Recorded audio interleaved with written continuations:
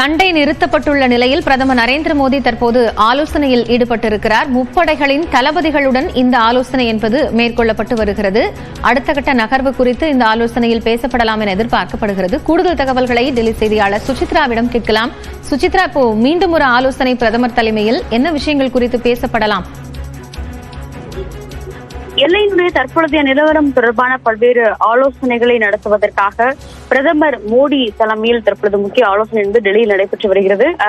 பிரதமர் மோடி மற்றும் முப்படைகளுடைய தலைமை தளபதியான அனில் சௌகான், ராணுவ தளபதி ஜெனரல் உபேந்திரா திவேதி, கடற்படையினுடைய அட்மிரல் தினேஷ் திரிபாதி மற்றும் விமானப்படையினுடைய தளபதியாக இருக்கக்கூடிய AP சிங் ஆகியோருடன் தற்பொழுது பிரதமர் மோடி ஒரு முக்கிய ஆலோசனையில் ஈடுபட்டுள்ளார். நேற்றைய அந்த போர், அதாவது தாக்குதல் நிறுத்த ஒப்பந்தத்திற்கு பிறகு நடைபெற்ற சம்பவங்கள் தொடர்பாகவும் அடுத்த நகர்வுகள் தொடர்பாகவும் தற்போது இந்த ஆலோசனை என்பது இங்கு டெல்லியில் நடைபெற்று வருகிறது. மிக முக்கியமாக பார்க்கப்படுகிறது. இந்தியா பாகிஸ்தானுடைய எல்லையில் கூடுதலாக செயல்படுத்தப்பட வேண்டிய நடைமுறைகள் என்ன, அதே போல சர்வதேச நாடுகளான அமெரிக்கா, சவுதி அரேபியா உள்ள நாடுகள் இந்த இதில் இந்தியா மற்றும் பாகிஸ்தானிடையே பேச்சுவார்த்தை நடத்த வேண்டும் என்பது தொடர்பான பல்வேறு கருத்துக்களை அவர்கள் முன்வைத்து வரும் நிலையில் அது தொடர்பான ஒரு ஆலோசனையும் இந்த கூட்டத்தில் அவர்கள் நடத்தி வருவதை முக்கியமாக பார்க்கிறோம்.